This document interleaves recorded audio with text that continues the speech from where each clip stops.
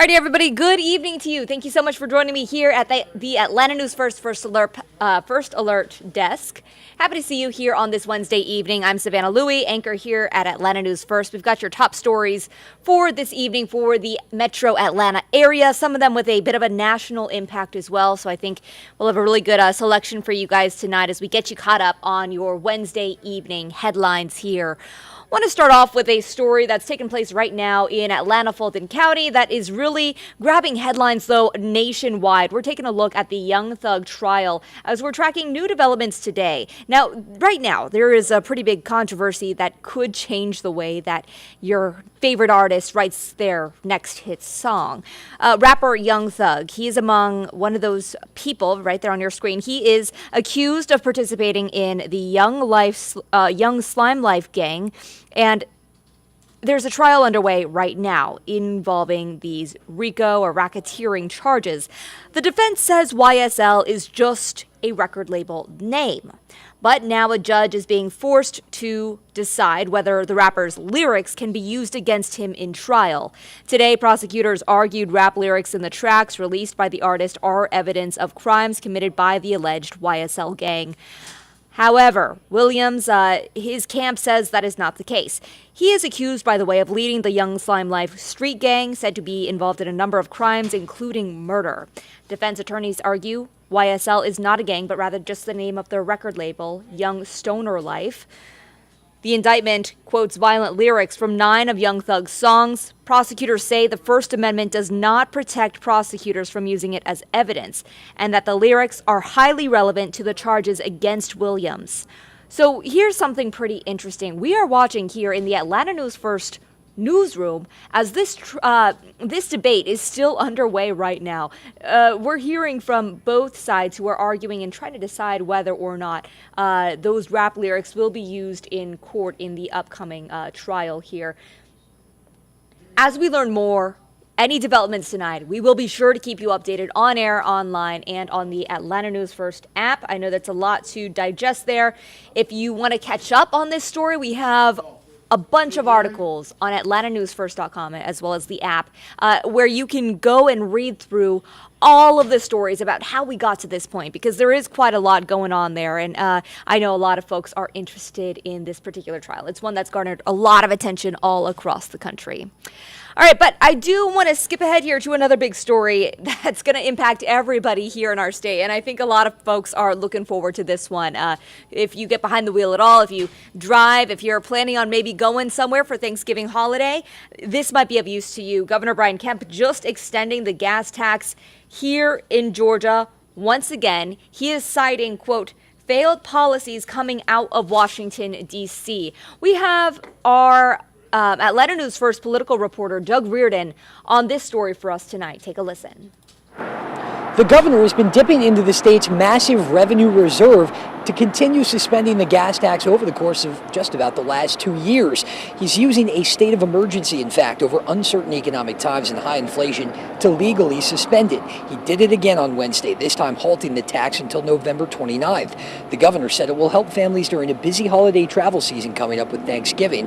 This is something the legislature plans to actually take up when they're back in Atlanta for a special session beginning that same day. They could make the suspension more permanent at that time. All right, guys, let's move straight ahead here. We are moving and zooming right on to a big story. And this was the national story I was talking about earlier, that we're tracking some of the local implications that a new abortion decision could have here in our state. So for this story, we got to take you up to Ohio first. Really, this is a victory tonight for abortion rights activists. Ohio voters just voting to guarantee the right to access the procedure within their state's constitution. This decision now raising new questions here in Georgia.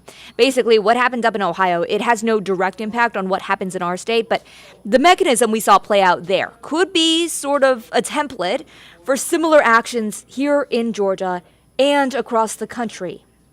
It really highlights the forum from a legal standpoint. Abortion has now been ruled to be an issue decided by individual states. Here in Georgia, the so-called heartbeat law was upheld last month. It bans most abortions after roughly 6 weeks. But as we saw in Ohio, this issue could potentially be decided on by voters eventually. This is something we are going to want to keep an eye on, as abortion has really been a hot button issue across the country and especially here in Georgia. We've seen a lot of debate about it over the past year or so. So keep an eye on that. We're going to be following this. If there are any new developments, of course, you know where to come. Atlanta News First, we got you. All right, guys, final story I have for you this evening. If you were with us earlier this afternoon, I wanted to bring you a brief update here on a deadly accident, unfortunately happening just a few hours ago. This on Donald Lee Hollowell Northwest. We have learned that one person is dead, 2 others fighting to stay alive after this crash. You can see some pretty serious damage here to that black SUV on your screen.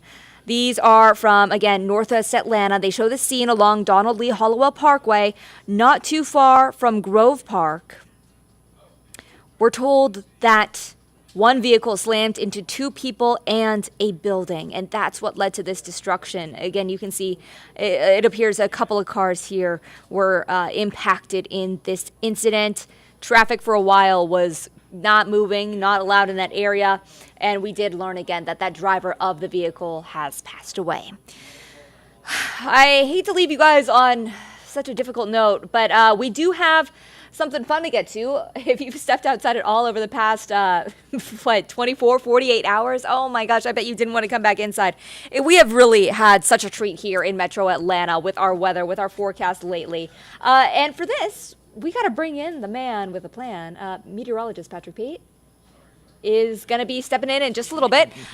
We're giving you a live look now at the perimeter here at, you can see a number of folks heading home, maybe heading out for a night on the town. People go out on a Wednesday night. They do. It's Wine Down Wednesday. You never heard of that? No, I have heard of it. It's just been so long. We used to do Wine Wednesday in college and even after college as well.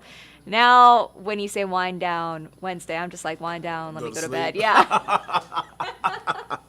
Nope, I mean a different type of wind down Wednesday, and I know a lot of you are all out there doing the same. It feels amazing outside. Temperatures are still warm across a large chunk of the region, upper 60s, low 70s in some places. Listen, this is not the evening to be inside. Of course, you want to take your phone with you or take us outside with you as you go to the patio to hang out for a little bit. Feeling fantastic, and we're still dry, which is good news for people who like it dry. Personally, I'm ready for us to get some rain. We need some rain. And thankfully, we're going to start to get some, at least some measurable rain, some widespread rain as we head through parts of the weekend. Unfortunately, that means that you're probably going to have to give up some of your weekend plans. We're going to start to see those rain chances starting to build in on Friday. Friday looks like the day that the least amount of us will see some rain. But to be quite frank, the guidance has been all over the place with this front. We still think that there's a good chance to see some showers. We're keeping that rain chance in the 30-40%, depending on where you are in North Georgia. Meanwhile, better chances as we head into the weekend and that front actually pushes through. So let's go ahead and get you through it so that we can allow you to get back to your Malbec or Tempranillo or whatever it is you fancy on this great Wednesday night. Let's get you through the forecast, starting with tomorrow. Something that you're going to notice that we haven't seen in a while is a whole lot more cloud cover trickling into the area in the skies tomorrow. Definitely going to be something of note. Winds out of the southwest, still going to kick off the day. Kids are going to like the bus stop numbers, upper 50s near 60 degrees, 7, 8 o'clock. Getting into the 70s as we head into the afternoon, and I do expect some breaks in the clouds, and that will help us out a little bit. That's going to allow for temperatures to springboard into the 70s. I think we'll be in the mid-70s by around 1 o'clock, which is great news. Getting into the upper 70s through the afternoon, we're going to be watching that high temperature for Atlanta because the record high temperature is 80 degrees. That was set back in 2005, and I think we're going to be a little shy of that, unfortunately, just because of the clouds. But hey, if we can get that extra hour of sunlight, sun rays beaming down at Hartsfield-Jackson, downtown Atlanta, we could see some locations hit that 80. So not completely out of the ballpark, but close enough for us to at least talk about the potential for at least meeting a record. Meanwhile, a little bit of moisture going to start to build into the northwestern corner of the state. I'll call it a 10% chance of a sprinkle tomorrow night. I don't think most of us pick up on that. The better chance for that rain will be increasing through the weekend. So I think we'll see some showers on Friday. You can see that the bulk of that rain is to the north and west. Guidance has been hinting at this weakening a little bit, but I still expect some showers to fall. It may be lighter in nature, but I expect us to get a little bit of that as we head into the afternoon and again as we head into that evening commute. So while not a washout by any stretch of the imagination, there's going to be enough moisture around that we could see some rain squeezed out at any point throughout the day point. So that's something we're going to be watching. And then we're also going to be watching what happens on the backside, because we often talk sometimes about frontal boundaries pushing through the area and slowing down, stalling out. And then there's these pulses of energy that move along that front. We call them short waves sometimes. Sometimes people call them troughs, areas of low pressure. You'll get these little systems that will ride essentially the front. And that's what we expect to happen as we head into Saturday. Looks like those rain chances Saturday are going to be best later on, the second half of the day. And into the overnight hours, and it looks like we're going to have a pretty soggy start to your Sunday with showers that are going to be around. And that's what part of the reason we're first alerting Sunday, because we expect it to be cloudy and rainy and dreary, at least for a large chunk of the day. But also, we're going to be looking at, I don't want to say a wedgie because you guys are just going to whatever, but cold air wedging, or at least easterly, northeasterly wind, pushing in some cooler air throughout the day. So that means it's going to struggle to warm up. So you have the clouds, you have rain, and then you have a northeast flow bringing in that cold air. So it's just going to be a very cold, damp, dreary situation on Sunday. So that's why we are first alerting you to that. We'll get to the numbers for Sunday in just a few minutes. Now, we do expect things to dry out as we head towards Monday, and those clouds to gradually break through the day. Will become partly cloudy as we head into the afternoon. So let's talk about the numbers, because that's what you care about. And temperatures are going to be unseasonably warm for a couple more days, and then we take that nice little plunge heading into the weekend.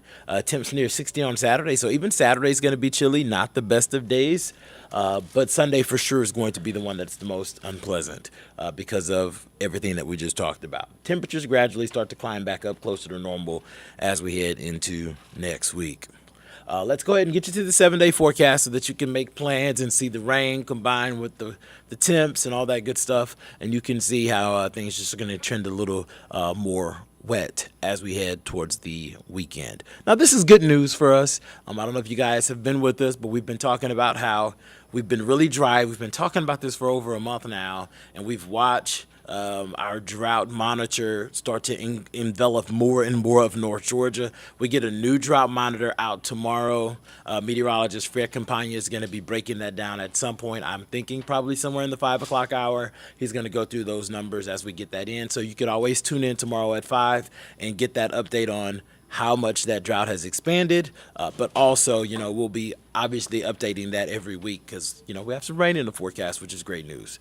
One more time, here's that 7-day so that you can make plans for the weekend, which should involve probably some in the house, on the couch, maybe, making some gumbo on Sunday type of situation because, I'll even allow chili because I understand that everybody is not from Southwest Louisiana. Some people are tasteless and they're from neighboring states. I'm messing with my producer who's from Tennessee. I don't think Tennesseans are tasteless. I lived in Memphis for 3 years, but he's a tasteless Tennessean. That's what we call him, TT, tasteless Tennessean. They eat chili over there in Nashville versus gumbo.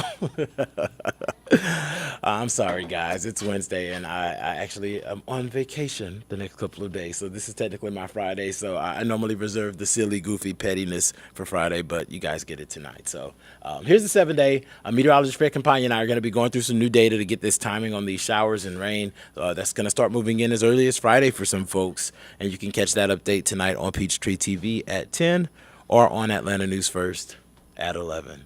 Have a fantastic Wednesday.